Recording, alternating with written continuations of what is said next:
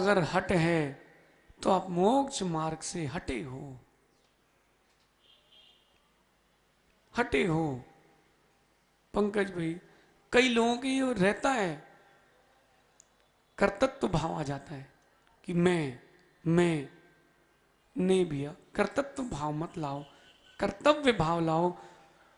इंद्रिय विषयों के पृथक होना, इंद्रिय विषयों से दूर होना, ये आपका कर्तव्य है। लेकिन तत्व चिंतन में लीन होना, ये भी आपका कर्तव्य है। यथा यथा समायाति संवित्तौ तत्वमुत्तमम् तथा तथा न रोचन्ते विषया सुलभा अपि। यथा यथा न रोचन्ते विषया सुलभा अपि तथा तथा समायाति संवित्तौ तत्वमुत्तमम्। पहला श्लोक दूसरे श्लोक को पूर्ण कर रहा है, दूसरा श्लोक पहले श्लोक को गति दे रहा है। इष्टोपदेश आप सबने पढ़ा होगा, लेकिन एक बार विचार करो, इष्टोपदेश गुना कितनों ने है?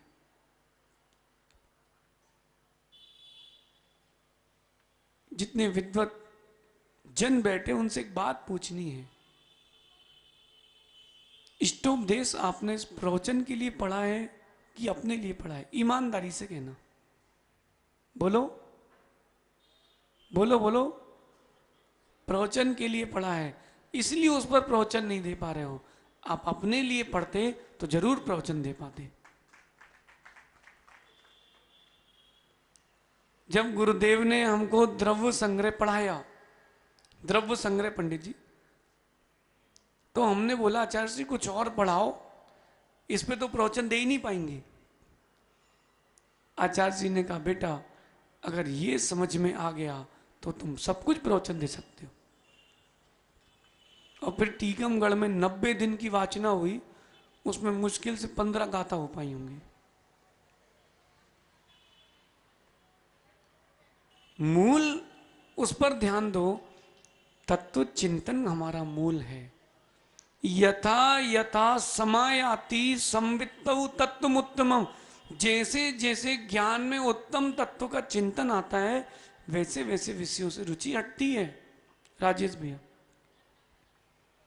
त्याग करना कठिन नहीं है, त्याग करना सरल है। कुछ भी हो, चेतन हो अचेतन हो, लेकिन त्याग के पहले त्याग का राग खत्म होना चाहिए, तब त्याग हो पाता है।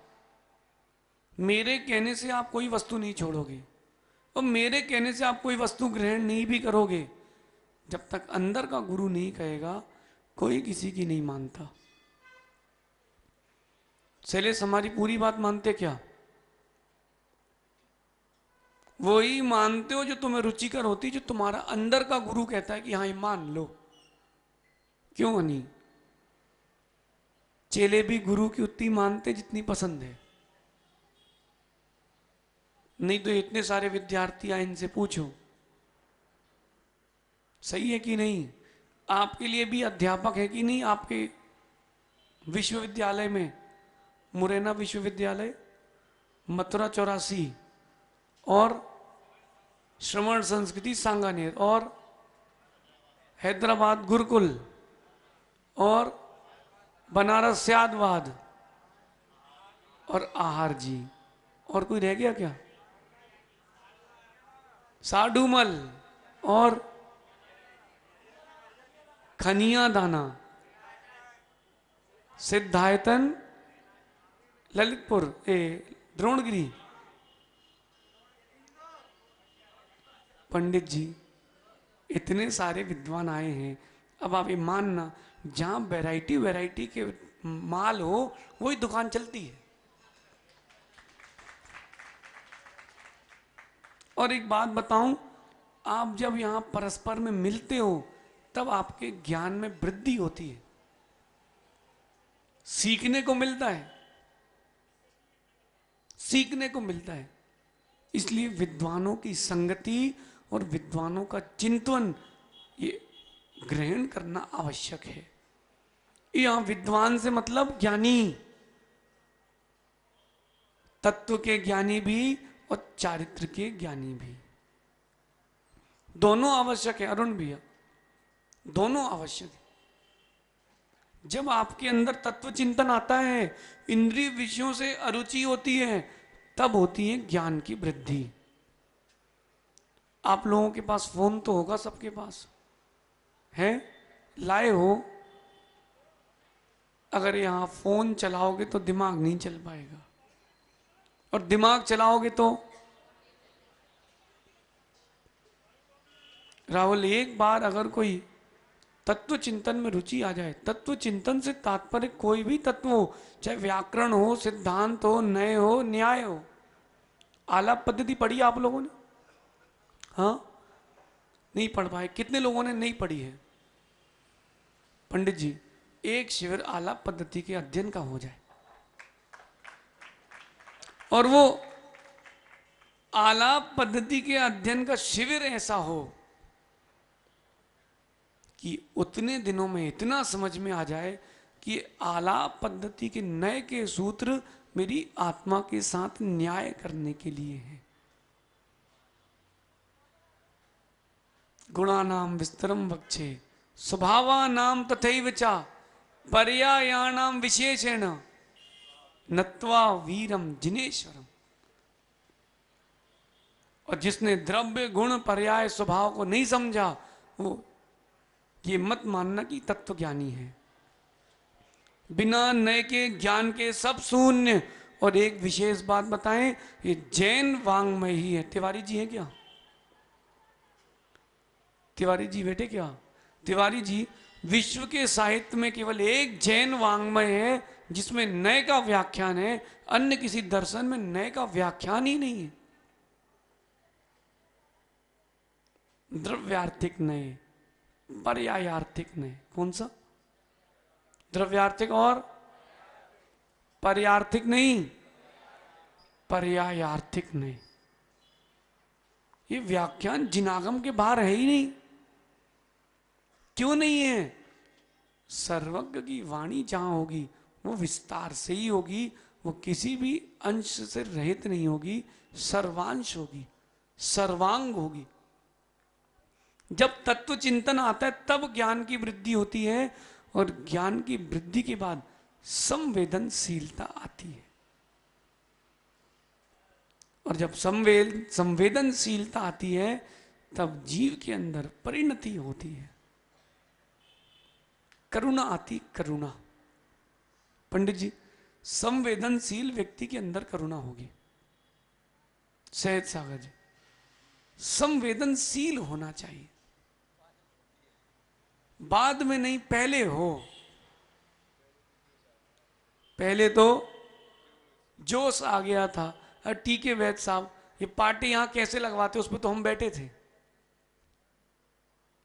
जब आप वहां से उठ के यहां पर आए तब तो तखत आया, ये आया है। अब इसी माइक पे वहां भी बोल लो और यहां भी बोल लो तो चिपका के थोड़ा ना लाओगे।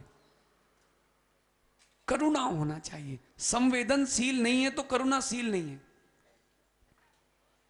संवेदनशील व्यक्ति करुणाशील होता है। और सबसे पहला ज्ञान का फल है करुणा, दया की लब्धि होना। देखो, तीर्थंकर भगवान ने उपदेश पंचेंद्री जीवों को दिया कि नहीं? एक इंद्री दो इंद्री को दिया क्या? तो एक इंद्री से लेकर 4 इंद्री तक के लिए, विकल इंद्री के लिए, पंडित जी कोई उपदेश ही नहीं है, कोई भगवान की दया नहीं। नहीं, ऐसा नहीं।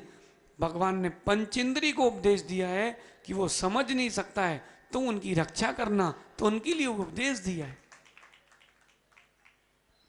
करुणा, जब संवेदनशीलता आती है तब करुणा आती है, और जब करुणा आती है, अनुकंपा आती है, तब विद्या की प्राप्ति होने जाती है। क्योंकि जब करुणा होती है, अनुकंपा होती है, तब व्यक्ति के अंदर विनय आता है। विनय गुण आता है, वो थोड़ा झुक के चलता है। कैसे? झुक कर। मां, आज करुणाशील लोग कम बचे हैं। आप अच्छे से देखना, आजकल सब स्वार्थी हो गए, सब स्वार्थी हो गए। मोदी जी, जैसे ही कोई बड़ा आदमी आया, हर कोई सोचता है उससे कुछ ले लो। क्यों शैलेश, सही है? अपना ये कोई रुझान है ही नहीं सोनी जी, अपना कोई रुझान ये है ही नहीं। क्योंकि आकर्षित वो करे जिसमें गुण ना हो। फूल किसी को आकर्षित नहीं करता, फूल के प्रति सब आकर्षित होते हैं। गुणों की महिमा है। विनयवान होना चाहिए, और जब विनयवान होगा फिर उसको विद्या प्राप्त होगी। क्रम ध्यान रखना, तत्व चिंतन, तत्व चिंतन से ज्ञान वृद्धि, और ज्ञान वृद्धि से संवेदनशीलता, और संवेदनशीलता से सारे गुण मिलेंगे, दया, विनय, और फिर आती है विद्या। एक ही विद्यालय में आप सभी पढ़ते कि नहीं, एक ही पुस्तक से, एक ही शिक्षक से, लेकिन ध्यान रखना जिसने जितनी विनय की है, जिनवाणी की, उसकी उतनी ज्ञान की लब्धि होगी। कई लोगों को देखा मैंने, वो जिस बिस्तर पे सोते हैं वहीं लेटेंगे और किताब हाथ पे दोनों पैर फैलाए हुए हैं। नहीं मिलेगा ज्ञान, मिल भी जाएगा तो बिसर जाएगा, क्योंकि विनय पूर्वक नहीं किया है। कुछ लोग आड़े तिरछे पड़े रहते हैं और पढ़ते रहते हैं। नहीं नहीं, नहीं मिलेगा ज्ञान, और नहीं मिलेगी ज्ञान की विशुद्धि और ज्ञान का फल। जब आपने विशुद्धि के साथ, विनय के साथ पढ़ा था, वो अल्प ज्ञान भी बहुफलित होता है। मेरी भावना किसने लिखी है? पंडित जुगल किशोर जी,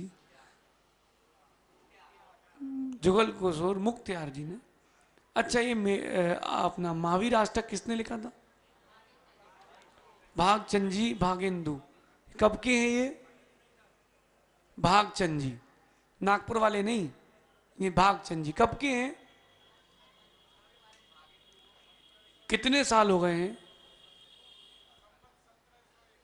भागेंदु तो वही हैं, यहां तो लिख लिया गया है। कितने साल हो गए? 100 साल लगभग लगभग। पंडित जी 100 साल पहले एक स्तोत्र लिखा था। बड़े बड़े आचार्य मुनि आज भी उस स्तोत्र को गुनगुनाते हैं। यदि ये चैतन्य मुकुर इव भावाश्चिद चिता। अब देखो जरा, एक कृति लिखी थी, अमर हो गई कि नहीं? क्यों अमर हो गई? विनय और विशुद्धि के साथ लिखी थी। आपने इंग्लिश में सुना कभी महावीर अष्टक? सुनना है? सुनाऊं? हाँ, मैंने लिखा नहीं, मैंने याद किया है। In omniscience mirror, object resembles at once, associated with generation exhaust permanent, who indicates us the path of salvation like a sun. Such a Lord Mahavira resides always in my eyes.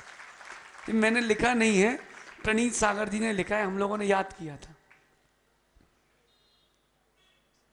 देखो, विद्वान की लिखी कृति पर मुनि आचार्य काम कर रहे हैं। ये विनय, विनय से लिखे हुए का फल। जैन सिद्धांत प्रवेशिका को पढ़े बिना जैन सिद्धांत में कोई प्रवेश नहीं कर सकता। किसने लिखी? पंडित गोपाल दास जी। बड़े बड़े मुनि आचार्य पढ़ रहे कि नहीं, पढ़ा रहे कि नहीं? विनय से लिखी गई कृति अमर होगी, विनय से ग्रहण किया गया ज्ञान अमर होगा। पंडित जी जितने अपने ये विद्वान आए हैं ना, एक एक विद्वान के लिए मैं इतना काम दे सकता हूं बुद्धि के विकास के लिए कि पूरा जीवन निकल जाएगा और वो अमर होके जाएगा। प्राकृत के ऊपर, हिंदी के ऊपर, संस्कृत के ऊपर इतना विशाल कार्य अभी अवशेष है, बहुत विशाल कार्य अवशेष है। एक काम बताऊं, पुद्गल परमाणु में कितने गुण होते हैं बताइए? 5। कौन कौन से? 5। स्पर्श रस गंध वर्ण नहीं पूछ रहा हूं मैं, ये तो उसका सहकारी गुण है। ये गुण आया किससे है? 2 अविरुद्ध स्पर्श, एक रस, एक गंध, एक वर्ण, 5। ये 5 जब मिले तब एक पुद्गल परमाणु बना। इसकी कॉम्बिनेशन बनाओ। एक अविरुद्ध स्पर्श द्वय के लिए इसमें कॉम्बिनेशन बनाओ। शीत और चिकना लाल रंग का, शीत और चिकना परमाणु हरे रंग का,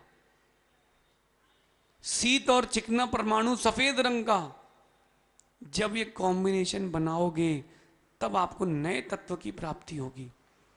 ओ भाई चरगवा ज्ञानी, खड़े होना जरा। पंडित जी, जिन शासन में बड़े बड़े विद्वान हैं, वो पंडित नहीं वैज्ञानिक भी है, उसने प्लास्टिक को गलाने का भी तरीका ढूंढ लिया। आप कह रहे बैन करो, वो कह रहे हम बता रहे कैसे समाप्त करना है। बेटा ये जो कॉम्बिनेशन बनेगा परमाणुओं का, उन परमाणुओं से, उनसे ही तो ठीक होगा। जब सर्दी हो जाती तो नाक में एक दवाई डालते हो आप लोग, कौन सी है? एक नेजोवियर दवाई डालते हो, वो क्या करती है? अरे इतनी तो है। एक्सपेरिमेंट कैसे किया? किसी ने श्लेष्मा निकाली, उसमें अलग अलग प्रकार के केमिकल डाले, जिससे वो पिघल गई, वो दवाई बन गई।